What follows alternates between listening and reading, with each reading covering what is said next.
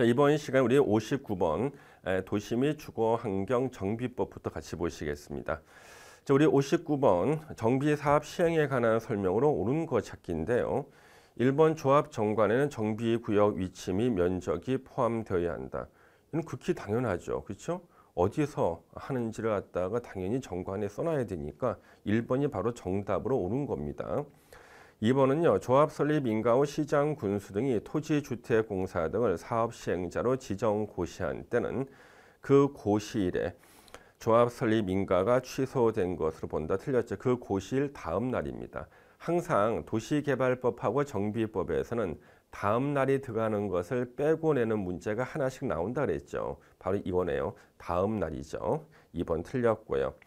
조합은 명칭에 정비사업 조합이라는 문자를 사용하여야 한다죠. 틀렸고 4번 질문 너무나 많이 나왔네요. 조합장 또는 이사가 자기를 위해서 조합과 소송을 할 때는 감사가 조합을 대표한다. 너무나 유명한 지문 틀렸죠? 5번 재건축 사업할 때는요. 오피스텔을 지을 수가 있는데 이때 오피스텔은요. 준주거지역이나 상업지역에서 사업을 할 때고요. 그때 연면적 30% 이내에서 오피스텔을 건설할 수가 있죠. 그래서 5번 틀렸네요. 60번 비용 부담. 우리 비용 부담도 가끔 나온다 그랬어요. 그래서 몇 가지 공부했는데 의외로 정답은 아주 쉽게 나왔습니다. 틀린 거 2번 보세요. 지방자치단체는 시장, 군수 등이 아닌 사업 시행자가 시행하는 정비 사업에 드는 비용에 대해서 융자를 알선할 수 있고 직접 보조도 할 수 있습니다. 2번 틀렸죠? 예. 1번 사업 시행은 원칙적으로 사업 시행자가 그 비용을 부담하는 게 원칙. 그 다음에 3번 수의계약으로 매각될 수도 있고 징수 위탁할 수 있고요. 공동구 설치에 드는 비용을 부담시킬 수도 있고 60번 한번 나머지 지문 읽어주시면 되겠죠. 예, 다 공부했던 지문들. 61번은요. 이거 좀 구석지고 아주 까다로운 문제였어요. 61번 보시면은 도시 및 주거환경 정비법령상 분양 공고에 포함되어야 할 사항으로 명시되지 않은 것은 그래서 이게 뭐냐 그러면 토지 등 소유자 소유자에게 통지해야 되는 거 하고 그 다음에 분양 공고를 해야 될 사항 이것을 이제 비교해 놓은 거예요. 그래서 토지 등 소유자에게 통지해야 되는 게 4번이에요. 분양 대상자별 분담금의 추산액 이거는 토지 등 소유자에게 통지해야 되는 거고 나머지 4개는요. 이것은 분양 공고에 포함돼야 되는 내용입니다. 이거 아주 구석진 거. 이건 틀리다고 낸 문제로 좀 보고 있습니다. 61은 정답은 4번이고요. 맞추기 쉽지 않았던 문제입니다. 예. 이제 62번 문제를 보시면은요. 우리 이거 예상 문제였죠. 자, 62번 우리 시험 보기 전에 이거 틀리라고 내는 문제로 요거 나올 것 같다 그랬죠. 그래서 도시 및 주거환경 정비 기본 계획을 변경할 때 지방의회 의견 청취를 생략할 수 있는 경우가 아닌 것은 해가지고 4번이죠. 구체적으로 명시된 정비 예정 구역 면적의 20% 미만 범위에서 변경하는 거. 20% 미만 범위에서 변경하는 거. 25% 변경이 아니죠. 그래서 4번이 정답입니다. 나머지는 다 의견 정치를 생략할 수 있는 경미한 사항. 그래서 틀리라고 낼 수 있다. 그래서 공부했던 문제가 바로 이 문제인데 똑같이 나와버렸습니다. 예. 자, 63번 문제. 조합총회 소집에 관한 규정이다.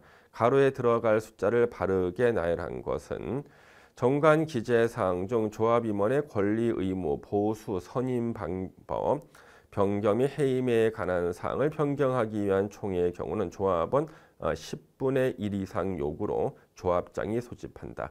이게 시험 보기 전에 개정된 거고 우리 개정된 거 총 정리할 때 바로 이거 공부했었죠. 기억나시죠? 그래서 개정된 거 시험 보기 전에 총 정리할 때 나온 게 바로 이겁니다.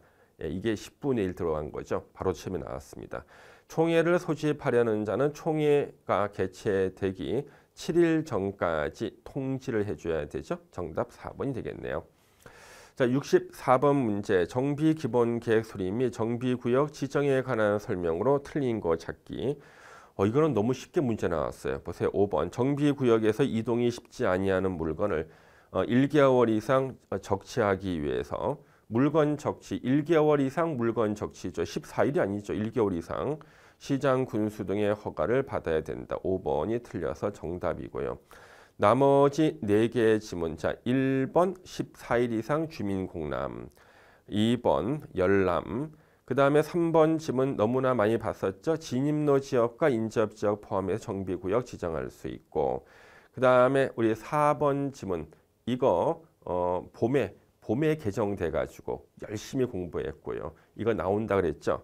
정비구역에서는 주택법에 따른 지역주택조합의 조합원을 모집해서는 안 된다. 그대로 나왔네요. 정답 5번. 자, 65번부터 이제 주택법인데요. 이제 옳은 거 찾기입니다. 주택단지에 해당하는 토지가 폭 8m 이상의 도시계획 예정 도로로 분리됐을 때는 각각 별개의 주택단지로 본다. 1번 그대로 정답이죠. 그래서 우리 주택단지를 갖다가 단절시키는 거 있었잖아요. 이거 시험에 자주 나온다 그랬는데, 자, 이렇게 주택단지가 있을 때, 주택이 이렇게 있을 때, 주택단지가 단절이 되는데, 사람이 서로 왔다 갔다 할 수 없게끔 단절될 때는 각각을 별개의 주택단지로 본다 그랬죠. 뭐 철도라든가 고속도로라든가 자동차 전용 도로, 폭 20m 이상 일반 도로, 8m 이상 도시계획 예정 도로로 단절됐을 때 바로 1번이 정확하게 정답이고요. 2번 주택법상 단독주택에는요 다가구 주택이 당연히 포함되니까 틀렸죠. 공동주택에는요 기숙사가 포함이 안 되죠. 그렇죠? 기숙사는 준주택이고요. 4번 이건 기출문제 나왔다 그랬죠. 부속 토지도 포함해서 주택의 개념에 포함시키죠. 그다음에 여기 어린이 놀이터, 근린생활시설 등등은 다 뭡니까? 이거는 복리시설이죠. 부대시설 아니죠. 예. 그다음 66번 지역주택조합의 설립인가 신청을 위해서 제출해야 되는 서류에 해당하지 않는 거. 자, 66번 이것이 이제 주택법에서 틀리라고 낸 문제입니다. 이거까지 못 외워요, 사실요. 그래서 지역주택조합의 설립인가 신청을 위해서 제출해야 되는 서류에 해당하지 않는 거. 정답은 물론 2번이에요. 조합원의 동의를 받은 정산서. 이 정산서 이 5개 지문을 보면은요. 정답을 갖다가 66번 같은 문제를 딱 보는 순간 가슴이 철렁 내려앉습니다. 못 외웠는데 이것도 외울 수도 없어요. 4개 딱 그래도 못 외웁니다. 근데 가만히 읽어보면은요 정답이 나와요. 왜요? 조합원의 동의를 받은 정산서. 정산이라는 것은요 사업이 다 끝나거나 정산하는 거죠. 처음 설립 인가 신청 받을 때 뭘 정산하죠? 정산할 게 없죠. 그 정답이 2번인 겁니다. 예. 67번 주거정책심의의 심의를 거치도록 규정되어 있는 것을 모두 고른 것은 당연히 분양가 상한제 적용지역 지정할 때 투기과열지구 지정을 지정하거나 해제할 때 니은하고 디귿번 정답이죠. 예. 뭐 임대주 인수자지 이런 걸 우리 들어본 적이 없죠. 그래서 니은하고 디귿은 매일 공부할 때 주거정책심의의 심의가 나왔어요. 그 정답이 4번이고요. 자, 68번에 주택건설 사업계획 승인에 관한 설명으로 틀린 거 찾기. 2번 또 나왔네요. 자, 우리가 공구를 분할할 때 최소 세대수는 600세대 이상이죠. 500세대는요. 공구를 분할할 수가 없죠. 그래서 2번이 틀려서 바로 정답. 1번 부대 복리시설 설치 계획이 포함돼야 되고요. 3번 한국토지주택공사는 동일한 규모 주택을 대량으로 건설하려는 경우에는 국토부 장관에게 주택의 형별로 표본 설계 도서를 작성 제출 승인을 받을 수 있다. 3번은 아주 구석진 지문인데 정답 찾는 것과는 아무런 상관이 없죠. 4번 과도한 기반시설의 기부 체납을 요구해서는 안 된다. 많이 공부했던 내용. 5번 60일 내 사업계획 승인 여부를 통보해라. 많이 공부했던 내용. 정답 2번입니다. 69번 문제는요. 요거 또 예상 문제, 마지막 예상 문제도 있었던 거죠. 똑같이 나왔습니다. 너무 똑같이 나왔어요. 그때 5% 미만, 그 다음에 2년 내 실소유자에게 송달. 정답 2번이죠. 그래서 사용검사 후 매도 청구가 바로 요 문제. 그래서 사용검사 후에 소유권을 회복한 자는 회복한 토지 면적이 5% 미만일 때 그자에게 주택 소유자들이 매도 청구할 수 있고 이 매도 청구의 의사 표시는 2년 내에 도달돼야 되죠. 그래서 2번 정답입니다. 자, 70번 청문 요것도 틀리라고 낸 겁니다. 이거 절대 못 외우죠. 청문을 해야 하는 처분이 아닌 것은 그랬는데 우리가 2번부터 5번을 보시면요. 대개 억울하게 인가가 취소될 때 이제 청문인데 또 말소될 때. 근데 공업화 주택에는요. 이런 청문 절차가 없어요. 정답은 1번입니다. 아주 구석진 거 1번. 예. 71번에 사업 주체의 신청을 받아 공사 착수 기간을 연장할 수 있는 경우가 아닌 것은 지금 4번이 틀렸거든요. 소유권 분쟁을 사업 주체가 소송으로 공사 착수가 지연될 때는 당연히 연장할 수가 있는데 소송 외의 방법으로 해결하는 과정 이랬을 때는 연장 사유가 안 나옵니다. 이것도 대통령령에 있는 구석진 내용이 되겠죠. 그래서 우리 눈치로 4번을 찍으신 분들이 많습니다. 그 이유가 뭘까요? 바로 소송일 때나 인정할 수가 있고 소송 외의 방법은요. 이것을 갖다가 한없이 늘릴 수가 없지 않습니까? 예, 그래서 4번이 틀렸고요. 예. 제가 수업 시간에 설명드린 것은 주로 3번 지문을 주로 많이 설명드렸죠. 매장 문화재 보호 및 조사에 관한 법률에 따라 문화재청장의 매장 문화재 발굴 허가 받았을 때는 이것은 착수기간 연장할 수 있다. 이걸 주로 공부했었죠. 4번은 소송. 예. 72번 자 건축법 문제인데 건축 허가 대상 건축물을 건축하려는 자가 허가권자의 사전 결정 통지를 받았다. 그래서 건축 허가를 내가 신청하면 허가 내주겠습니까? 미리 물어보는 게 사전 결정이고 네가 건축 허가 신청하면 허가 내주겠다는 게 사전 결정 통지죠. 그러면 사전 결정 통지만 받으면 다른 법률에 의한 허가 등을 다 받은 것으로 본다. 그래서 개발행위 허가 받은 것으로 본다. 그 다음에 니은번 자 도시지역 안의 보전 산지에 대해서 산지 일시 사용 허가 받은 것으로 본다. 농림지역 안에서 이러면 안 돼요. 요거 도시지역 안에서 보전 산지에 대한 산지 조정 허가 받은 것으로 본다. 이것은 도시지역 안에서만 적용돼. 보전 산지일 때는 도시지역 안에서만 적용이 된다. 그래서 농림지역이 아니라 도시지역에 디귿번이 틀렸고 이건 약간 구석진 문제이긴 합니다만은 조문을 좀 읽어보신 분들은 항상 도시지역 안에 있는 보전산지였어요. 그래서 디귿번이 하나 빠지고 2번이 정답이네요. 농지조정 허가 받은 것으로 본다죠. 그래서 모두 해당되는 거 다 골라라 그랬을 때 72번을 빼고는 모두가 다 정답이었는데 이거 하나만 모두가 다 정답이 아니었네요. 예. 그다음 73번 이것은 틀리라고 낸 문제입니다. 절대 못 맞춥니다. 건축민원전문위원회에 관한 설명으로 틀린 거 찾기. 2번이 틀렸는데요. 건축민원전문위원회가 위원회에 출석하게 하여 의견을 들을 수 있는 자는 신청인과 허가권자에 한다. 근데요. 73번 문제는 틀리신 분이 별로 없어요. 왜 그러냐 그랬더니 자, 우리 보통 이런 데 출석해서 의견을 들을 수 있는 자는요. 거의 우리 공법에서 이해관계자가 다 포함이 되죠. 맞습니다. 그래서 이해관계자라든가 뭐 참고인이나 허가권자의 업무 담당자 이런 사람들이 참석할 수가 있어요. 그래서 신청인과 허가권자의 업무 담당자, 이해관계자, 참고인 등이 참석해서 의견을 들을 수가 있죠. 예.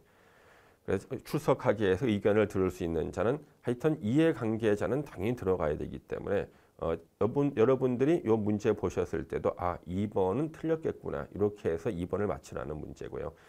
그래서 이거는 자기가 공부해서는 못 맞춘다는 거예요. 그렇지만 5개 지문 읽으면은요, 이런 것도 항상 이해관계자가 들어가던데 해서 맞출 수 있다. 대부분 다 그렇게 맞추셨어요. 2번. 나머지는 한번 읽어주시고요. 74번 문제. 건축 공사 현장 안전관리 예치금. 대형 건축물을 공사를 하다가 공사가 중단될 거에 대비해서 뒷정리할 비용 미리 예치한다 그랬죠. 규모는요. 1000제곱미터 이상. 몇 퍼센트? 1% 범위 내에서 1번 정답이네요. 네.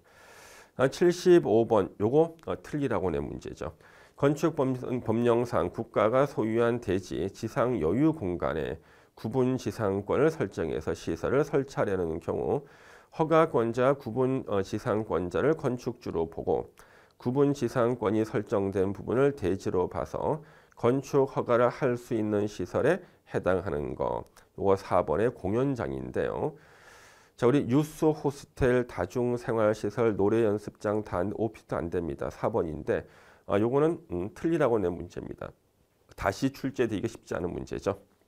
4번 정답이고요. 자, 76번은 이거는 건축법 적용 배제죠. 건축법이 적용되지 않는 거. 자, 그래서 선로 부지 안에 있는 시설로서 건축법 적용을 받지 않는 건축물만을 모두 고른 것은 전부 다죠. 플랫폼, 운전 보안 시설, 보행 시설, 급수 급탄, 급유 시설. 너무나 많이 외웠던 문제. 5번 정답이 되겠습니다. 예. 자, 그다음에 77번 문제. 자, 요거 우리 너무나 많이 풀었던 문제죠. 이게 뭡니까? 축조 신고 대상. 축조 신고 대상 공작물이죠. 그래서 건축법의 일부 규정이 준용되는 공작물은 그것을 축조하고자 할 때는 신고하고 축조를 해야 됩니다. 그래서 외웠었죠. 2m를 넘는 초과하죠. 옹벽하고 담장. 그래서 이옹담. 4m 넘는 광고탑, 광고판. 6기 장굴, 꼴통. 6m를 넘는 기념탑, 장식탑, 굴뚝, 골프 연습장, 통신용 철탑. 8m를 넘는 고가수조. 8기. 요거 하나만 이해하라 그랬죠. 8m 이하의 기계식 주차장. 30대. 바닥 면적 30제곱미터를 넘는 지하 대피요. 그 다음에 조례로 정하는 것들 이렇게 외웠죠. 그러면 당연히 8m 통신용 철탑 쭉 나왔고, 예.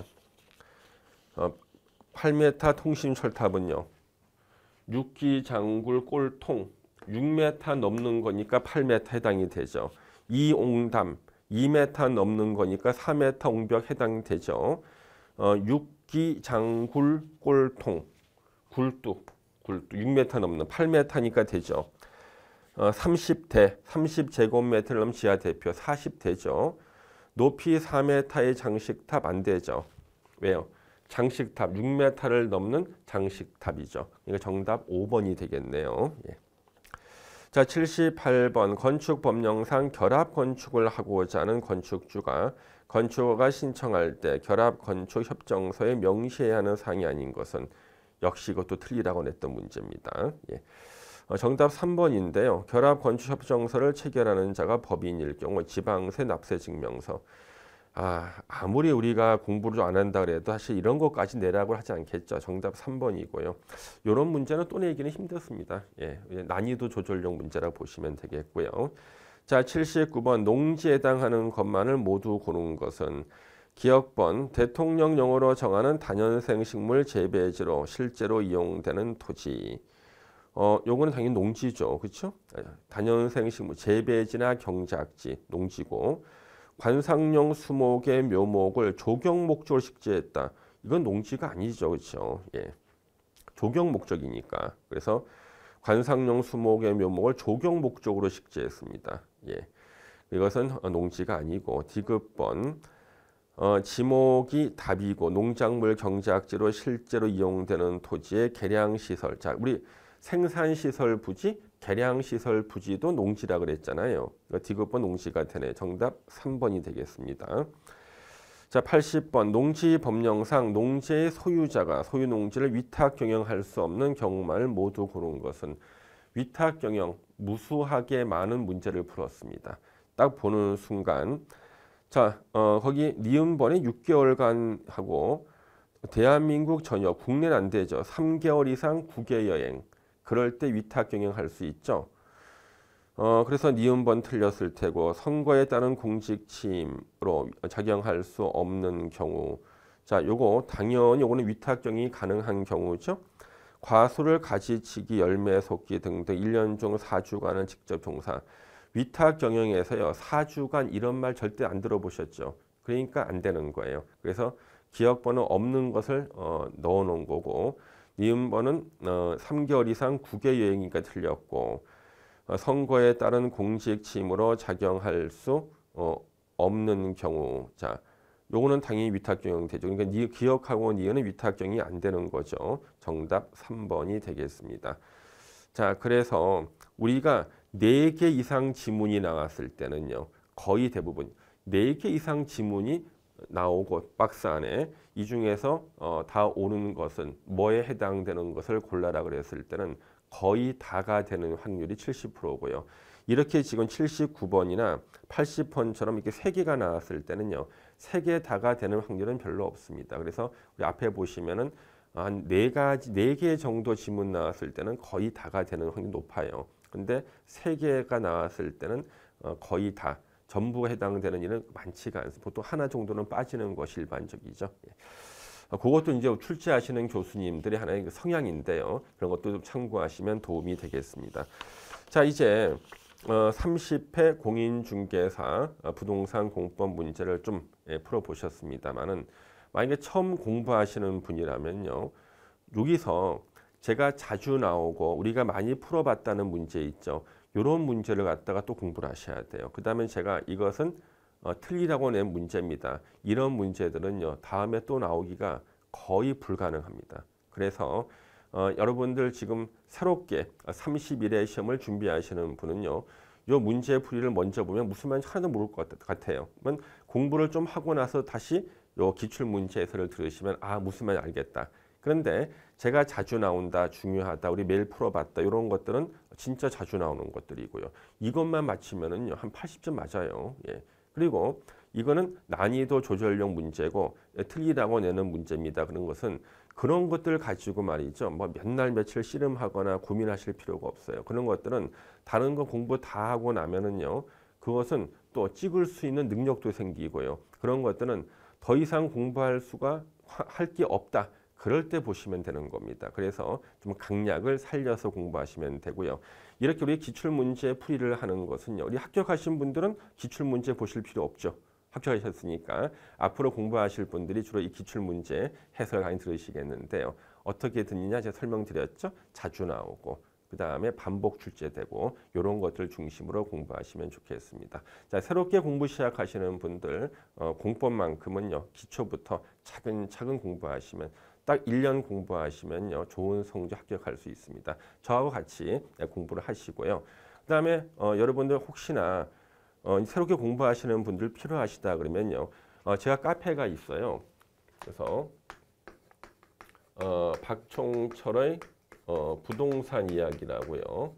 부동산 이야기.